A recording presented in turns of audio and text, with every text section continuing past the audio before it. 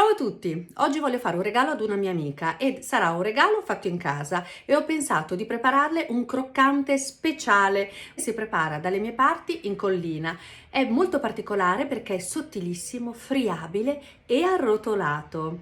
Molto semplice da fare. Volete vedere come si prepara? Seguitemi. Innanzitutto accendete il forno e non appena sarà caldo fate tostare leggermente delle mandorle a lamella. Sono 120 grammi di mandorle. Potete tagliarle anche voi a lamelle oppure anche acquistarle già pronte. Devono essere senza buccia. Mentre le vostre mandorle si coloriscono leggermente, dovete mettere in padella a far sciogliere altri ingredienti. 30 grammi di burro, 40 grammi di miele, io uso quello di acacia perché vedete è bello chiaro e non ha un sapore molto forte. Se avete in casa il glucosio potete sostituirlo con il miele, quindi 40 grammi di glucosio, così non andrà proprio a incidere per nulla con il sapore. 60 grammi di panna, quella fresca, e poi mettete anche 120 grammi di zucchero. Burro, miele, zucchero e panna.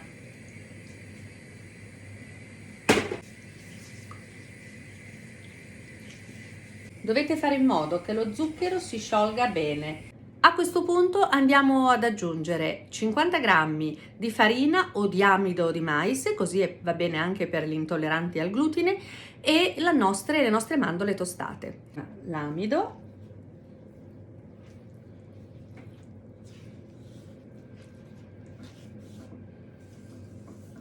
però vedete, si tratta proprio solo un attimo,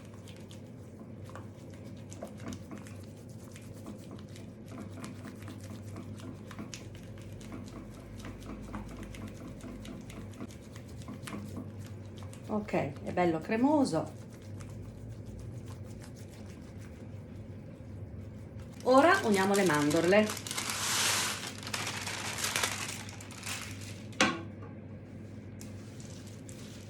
E avvolgiamole tutte nella nostra crema. Ora prendiamo la teglia del forno, la rivestiamo con la carta e andremo a versare sopra tutto questo composto cercando di distribuirlo anche un po'. Via!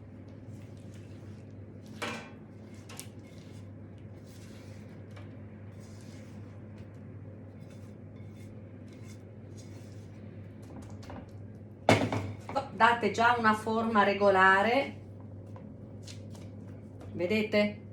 Ecco, in modo che si andrà ad espandere, ma in modo sempre uniforme.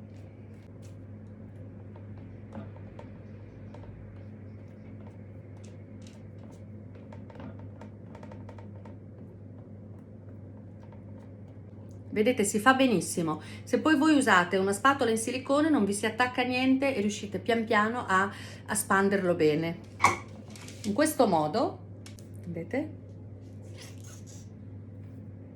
Adesso lo mettiamo nel forno a 180 gradi per circa 7, 8, 10 minuti. Dovete buttare l'occhio perché non dovrà scurire troppo, quindi dovrà prendere il classico colore del caramello e allora puntate l'occhio al forno, soprattutto la prima volta che lo fate. Dobbiamo preparare il contenitore che ci serve, l'attrezzo che ci potrà servire per arrotolare il nostro torrone. Allora cosa potete usare? Potete usare, faccio vedere, potete avvolgere il vostro torrone a mattarello di legno oppure anche a un tubo della Pringle, ok? Allora, dobbiamo però rivestirlo, sia il mattarello che il tubo, e dobbiamo rivestirlo con della carta da forno. Lo chiudete a caramella in modo che rimanga ben fisso la carta da forno non si sposti, e poi vi faccio vedere, andiamo a vedere. Guardate, vedete come sta bollendo? Ancora è chiaro, e si è tutto distribuito. Eccolo qui, l'ho tolto dal forno. Ora dobbiamo stare molto attenti perché quando si ha a che fare con lo zucchero, col caramello, insomma, attenzione a non bruciarvi. Lo trasferisco sul piano, così si raffredda un po' prima. questa la possiamo togliere, ve l'avvicino.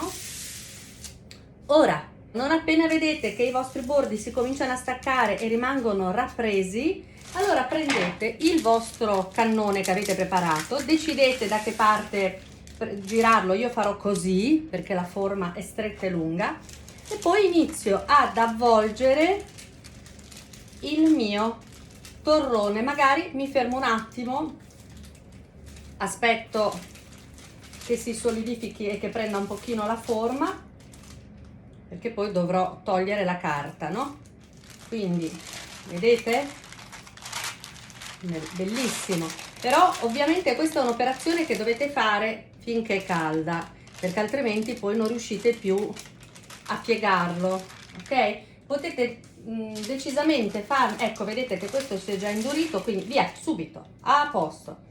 Se avete dei mattarellini più piccoli, potete fare mezza dose alla volta e avvolgerli in questi cannellini più piccoli. Avete visto che bello? Stupendo! Adesso lo dovrete solo far raffreddare bene.